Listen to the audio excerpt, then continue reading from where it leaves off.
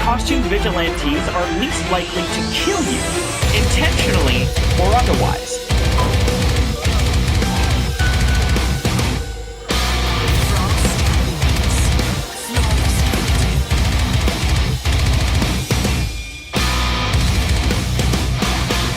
Hello, ladies and gentlemen, and welcome to the Chamber of the Wraith. My name is Brian, and today, sometime in May, ooh, that rhymed, we're going to be doing a special little crossover video thingamajig because I want to do this for a whole lot of fun times, things, and stuff.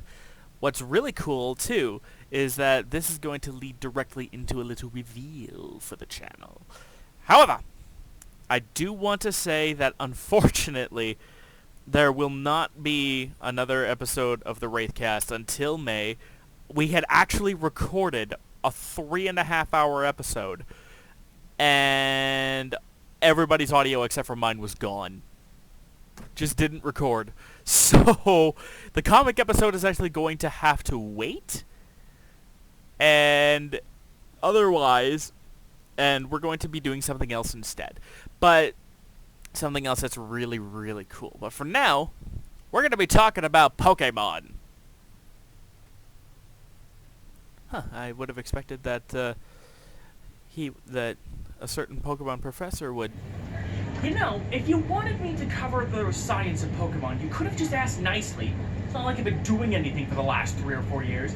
But oh no, you had to make a backhanded comment about it. You know what? Forget it.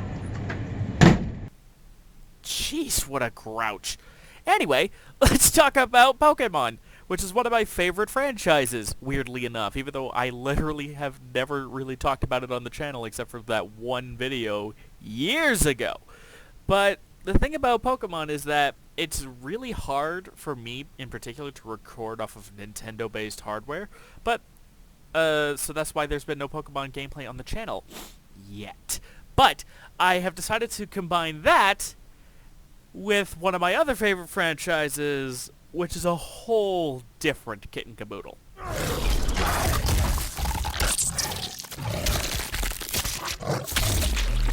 Right!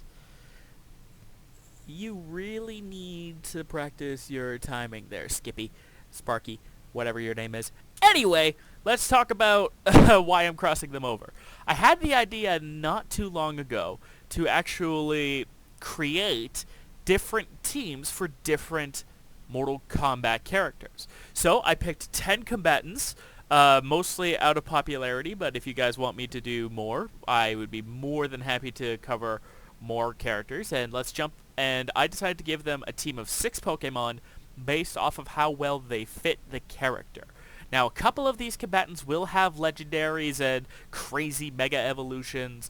And if you want to fight these guys in a Pokemon game, theoretically, I'm picturing them as like a post-game side quest crossover thingamajig, so that their teams make sense for what they have. But I'm not too worried about balance and movesets at the minute, but I might bring them up on occasion just because, you know, I might just get an idea of, oh, this Pokemon should know this move, and such. But let's jump right in to combatants as Pokemon trainers. Test your might. The first mortal combatant we're going to talk about is Jade, the fiercely loyal defender of Katana from Edenia. Now, she has all kinds of crazy ideas for Pokemon because a lot of them talk about how important loyalty is to them. So there's a couple of them here that I really wanted to emphasize, and one of them she actually shares with an upcoming combatant. Ew. But let's talk about her team. Her team consists of an Espeon, a Gardevoir, a Marowak, a Sceptile, a Serena, and a Mega Gallade as her ace. Now, the reason why these teams are here in this order is very important. Mega Gallade and Serena are her ace and secondary. Now, a secondary is effectively the sub-ace, the second in command. Pokemon she would send out before she goes, okay, time for the ace, if you were to battle her. Espeon is kind of is connected to the sun in some aspects, so there's a little bit of that codal connection there that not a lot of people are a fan of, but it's also known that evolutions are very loyal, and an evolution would make perfect sense for a Pokemon trainer like Jade to have. Gardevoir is noted in Pokedex entries as willing to create a small black hole to defend its trainer, which is just, holy crap, that is insanity. Marowak has a similar weapon. Yeah, I'm basically doing this just because of the Bone Club, but also because of the more vengeful side of Marowak, which we'll get into in another trainer. But I feel like Jade would be a bit of a vengeful character with the loss of Edenia, so a Marowak would naturally gravitate towards her. And Mega Gallade is her Mega, similar to Gardevoir, and it's not Mega Gardevoir because we will get to that. Sceptile is here, honestly, just because it's an agile green Pokemon that kind of fits her aesthetic. And Serena is the secondary because it's sassy and brutal. I mean, this is a Pokemon that will kick an opponent while it's down and laugh at it. How is this thing a pure grass type again? Anyway, let's move on to our next mortal combatant. Our next mortal combatant is Katana, the fan-wielding Khan of Outworld now, who is also a major fan favorite alongside Jade, who she is best friends with. So there's got to be some sort of overlap, but not really. Her team consists of a Dragonair, a Glaceon, a Milotic, a cosplay Pikachu, particularly in its Bell form, Oricorio Sensu as her secondary, and Mega Gardevoir as her ace. Dragonair, I feel like I don't need to explain. It's a really pretty blue dragon-type Pokemon that kind of reminds me of Liu Kang's fire dragons, so I feel like that would be a nice little connection there. Glaceon is her evolution because it's blue. Not really a huge thing there. Although Vaporeon could have also worked as well, admittedly, but she already has a water type for that. And it would match up with Jade, which is actually why Mega Gardevoir is her ace, because Jade would have the more gallant, knightly sort of Mega Gallade, and Mega Gardevoir would be the ace for the royal Katana Khan. Milotic is here both because it is supposed to be the epitome of beauty in the Pokemon world, which I always thought was a little bit weird, but that kind of concept has kind of grown on me that this is like the pretty version of Gyarados. So, I mean, it works out, right? And on top of that, she also has a fan on her tail, which in some animations, particularly in Pokemon Battle Revolution, the fan covers her face, so it's like she's hiding her face behind a fan, which Katana has been known to do in the games. Oricorio Sensu is also here because of those fans, which is completely and utterly perfect, but also Oricorio Sensu is a dancing ghost type, which can summon the dead. A little bit of a callback to Revenant Katana as the Empress of the Nether Realm instead of Outworld. And then Cosplay Pikachu, I just picked it because I figured Katana would find Pikachu to be absolutely adorable. But Cosplay Pikachu in particular was interesting because Cosplay Pikachu has all sorts of gimmicks depending on the costume she decides to throw in, because Cosplay Pikachu is always female. And I picked Belle both because of the blue dress on her, but also because I feel like it would be really funny to see her with Icicle Crash, especially since she already has an ice type in Glaceon. Next up, we're going to take a look at the half-sister, Mileena. Now, Mileena has a bit of a complex history in the Mortal Kombat universe. She was shunned and hated, she ruled for a while, and she is obviously the half-sister to Katana. So I wanted to emphasize this sort of connection with Katana by emphasizing some of Mileena's traits that she has separate from Katana, while showing that in some instances she really wants to be like Katana.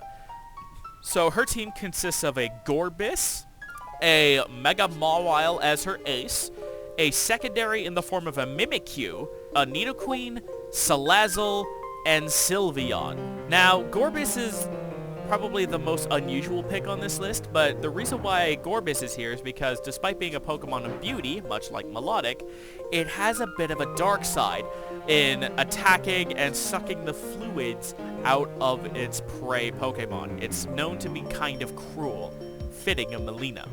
Mega Mawile, I feel like, doesn't need much explanation. It's got big gnarly teeth and a crazy mouth, and it is incredibly powerful, kind of befitting of Mileena. Mimikyu as a secondary is the opposite of the straightforwardness of Mega Mawile, because it's a doll, and while Mileena is known for having teddy bears in MK11, why is she using a doll Pokemon? Well, Mimikyu actually looks like this because it wants people to love it. So it pretends to be the most popular Pokemon of all time, Pikachu, in order to try and make friends. Which is super cute and very befitting of a character who's trying to forge her own identity from Katana, and also always just kind of looks at Katana with jealousy. Nidoqueen is here as a royal representative of when she was Kanem. Salazzle is a known seductress type Pokemon, which Mileena fits in, but with a killer edge. And Sylveon is, I think, an evolution that Mileena would find absolutely adorable, and thus I think she would throw this on her team because Katana has an evolution, so I should have one too. It's also worth noting that unlike Glaceon, Sylveon only evolves when it shows affection for its trainer. So one could argue that Mileena is the more capable Pokemon trainer than Katana is, at least in that aspect. Wink, wink. Next up, let's take a look at the Vengeful Spectre and one of the mascots for Mortal Kombat, Scorpion. Scorpion, of course, is a vengeful, fiery ninja man who is all angry and stuff. So a lot of angry, fiery Pokemon are going to be on his team. And so prepare not to be too surprised. His team consists of Excelgor, Alolan Marowak as his ace, Banette, Drapion as his secondary, Houndoom, and probably the most surprising of the bunch, Kangaskhan. And I think we should start with Kangaskhan, because that seems like a really weird Pokemon to have when you compare it to the ghosts and dark types and giant scorpions on the team. Well, Mega Kangaskhan, or not Mega Kangaskhan, just Kangaskhan, is very representative of his wife and child.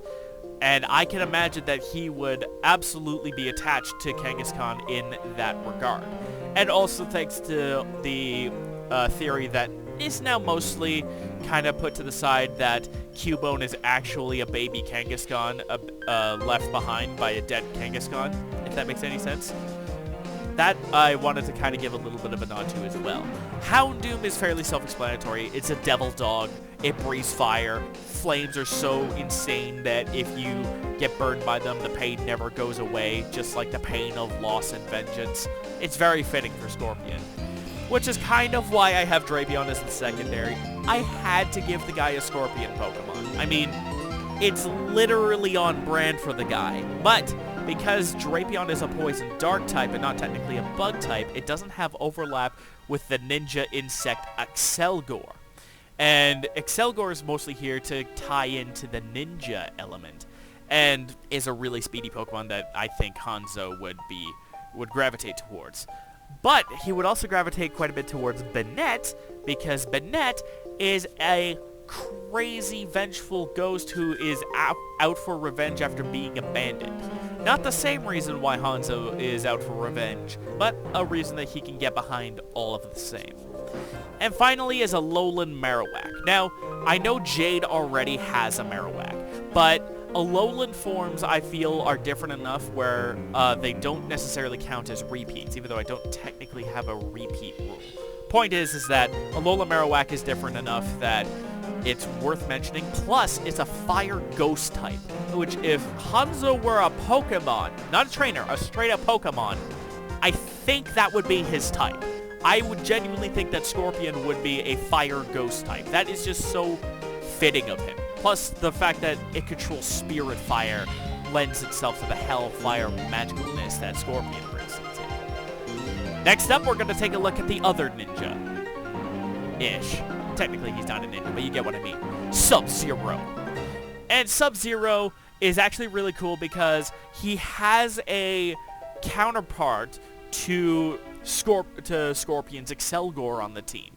And he has a lot of ice types, but one of his Pokemon is not an ice type, but I think fits him really well, particularly from a Mortal Kombat 11 standpoint.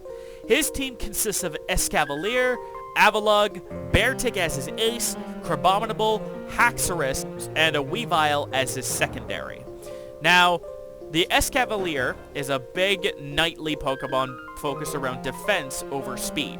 Kind of like how traditionally SubZero has had a more defensive playstyle over Scorpion's more offensive-based style. And Escavalier is a product of trading with a specific Pokemon. If you have a Shelmet and a Carablast, and you trade it between trainers, the Shelmet becomes an Excelgor as the Carablast steals the helmet from Escavalier, or from Shelmet, to become Escavalier. That's a lot of names. Lends to a real funny thing where if they were trainers, part of their bond as friends and allies is they traded these Pokemon to each other in order to get them to evolve. I think that would be hilarious. Avalugg, Beartick, and Crabominable are here because they're big, scary ice types. Avalugg is a big defensive wall. Beartick is his ace because it's a giant, scary ice type with a beard, which is kind of Kuai Liang's whole deal. And Crabominable is on here as an ice fighting type, which I don't think is found on any other Pokemon. If it weren't for the bowl cut, I would actually really like Crabominable for that fact. Haxorus is mostly on here because in MK11 he has axes, and the Axe Dragon would be very befitting of a Pokemon like this. But it's really funny that one of the Pokemon on the Ice-type specialist team is weak to ice. And of course, Weavile as the secondary is mostly because it's powerful, speedy, and a powerful assassin-like Pokemon. Which, because the Lin Kuei were originally assassins, that would be a lovely sort of connection to make there. Next up is the trainer I had the most difficulty actually finding Pokemon for. And that, believe it or not, is Johnny Cage. I have no idea why, but I had such a hard time finding Johnny Cage's team that he was the last one to be completed of the 10. But I have a team ready, so let's talk about it. His team would consist of an Exploud as his ace, Hawlucha as his secondary, a Hitmonchan, a Hitmonlee, Mr. Rhyme, and Wishy-Washy School. Now, Wishy-Washy is mostly just here as a gag that he is a washed-up actor, but I think it would also be really cool to kind of go into it looking at it as his fans. His fans give him strength on the silver screen, so he has a Pokemon that is an assemblage of small Pokemon to become really powerful. I think that's kind of a cute gimmick. Mr. Rhyme is on here because it's a Charlie Chaplin sort of influence on Pokemon, and I feel like Johnny Cage as an actor should have an homage to a famous actor somewhere in his team. And he has it for half of his team, so there you go. Hitmonlee is based mostly off of a Japanese kickboxer, named right here because I can't remember it off the top of my head, but also the name is obviously an homage to Bruce Lee, which kind of makes sense for the martial arts guy to take homage for the most famous martial artist in all of cinema. Hitmonchan is very similar in that he is based more so off of a boxer than what the name would imply, Jackie Chan, but because of the name, it all works out. Hawlucha is his secondary because the thing is a luchador bird.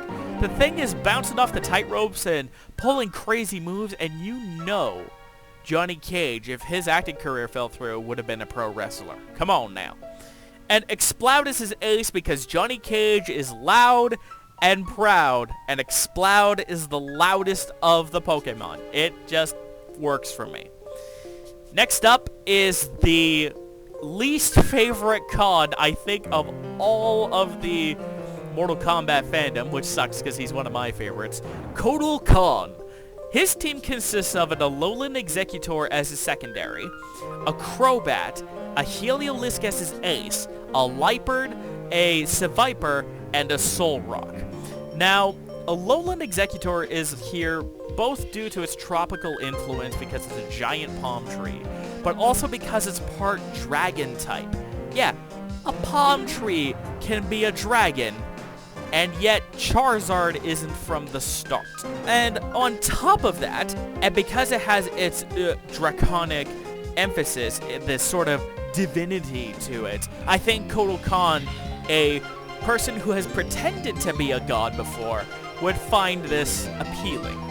Kombat is mostly here because of the Aztec god Kamaztaz. I think I'm saying that wrong. Please let me know if I am.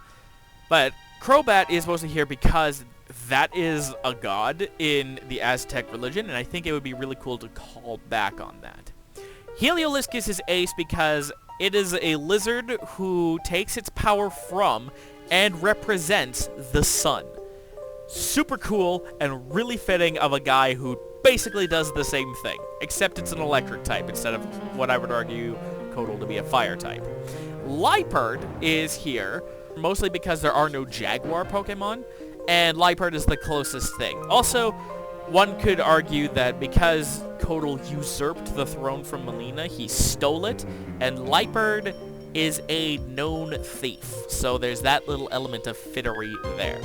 Seviper is mostly here because of Kotal's symbolism with snakes, and I didn't want to use a Cobra, so that really only left me with like Sandaconda and Seviper, and I think Seviper is the better fit for our boy Kotal. Solrock was actually almost Kotal's ace because it is a rock in the shape of the sun that gets its power from the sun as well. But I feel like Heliolisk is the better fit here, mostly because it's a lizard instead of just a representation of the sun. Although you could argue that Solrock could be a better fit as an ace. I actually want to know what you guys think here. I'm going with Heliolisk as his ace for this video, however. Then we have Jax. I wanted to pick specifically because he is somebody you wouldn't peg immediately as a Pokemon trainer. I mean, a lot of these people wouldn't be, but I think of these particular trainers, Jax is the one you would least expect. But his team is nothing to sneeze at. His team consists of a Mega Aggron as his ace, Braviary as his secondary, and then Caparajah, Dragapult, Ferrothorn, and Metagross. Mega Aggron is on here because Aggron is a big steel defensive bulwark, which is what I pictured Jax to be. A real tough guy with metal enhancements to his fists. The unmovable wall, as it were. Braviary is here because America! I mean, come on. This thing is basically a multicolored bald eagle and is said to be incredibly powerful, capable of lifting a car. So Jax would probably find it really appealing to have the closest thing to an American eagle on his team. Caparajah is here for a similar reason to Mega Aggron, but it's less of a giant steel wall.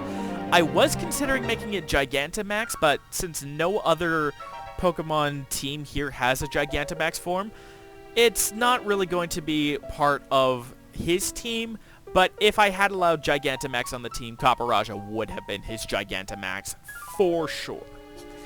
Dragapult is on here mostly because it looks like a stealth fighter, and Jax is not a dumb guy. Most of his team is of slow defensive types, so he knows that he needs some extra speed in order to catch people off guard. So a speedy stealth bomber type Pokemon is a very good fit for the military guy who, while he prefers defense, can be surprisingly fast on his feet sometimes, if you know anything about his Fatal Blow. Ferrothorn is the ultimate bulwark, and I think would be a good defensive core for his team. Plus, it just will not die, which is very fitting of Jax. And Metagross is actually on here because it is a super intelligent steel type. It has the intelligence of a supercomputer and is part psychic type. So the fairly clever tech-savvy Jax would probably find it appealing to have a really smart defensive steel type on his team. It's not his Mega though, because I wanted his Mega to be Aggron. Now we come to the strongest trainers on this list, Raiden and Fujin. These guys have legendary Pokemon on their teams, so they are going to be really tough to beat. So we'll start with the Thunder God. His team consists of a Jolteon, a Luxray, a Mega Manectric, a Raikou as his secondary, a Sigilyph, and Thundurus Therian as his ace. Thundurus Therian is, of course, the electric genie, which is very befitting, and I feel like the genies were the best fit for the God Brothers. Hint, hint. Thunderous Therian in particular, I think really fits Raiden's vibe because it literally looks like a thunder beast. And Raiden in the Japanese mythology is known for having a thunder beast, which is also why he has Raikou, Luxray, Jolteon, and Mega Manectric. It just kind of ended up working out that he has so many electric dogs/cats, and I think that's very befitting of Raiden. Raikou would be obviously his most powerful of the bunch, being his legendary, but Mega Manectric is nothing to sneeze at. But because Mega Manectric isn't even the secondary, that's saying something about how strong Raikou and Thundurus were and are in the competitive scenes. And then there's Luxray. Luxray's a bit weird, but it makes sense given that it has X-ray vision, so it can always find both the truth and what it seeks, which a Master of Truth and Light would appreciate in a Pokemon. Jolteon is the only other evolution on this list, but I think Raiden would have an affinity for Jolteon considering he has a Raikou. And Sigilyph is mostly because it's an ancient Pokemon of unknown origins. A very fitting Pokemon for something that could be connected to gods. And finally, let's talk about Fujin, who, if you look at his team, there's a reason why I think some people would probably be like, what are you doing? But trust me on this one, it's worth it. His team consists of Altaria, Decidueye, Gyarados, Tornadus Therian as his secondary, Sigilyph, and a Mega Rayquaza as his ace. Yep, I'm giving this dude a Mega Rayquaza.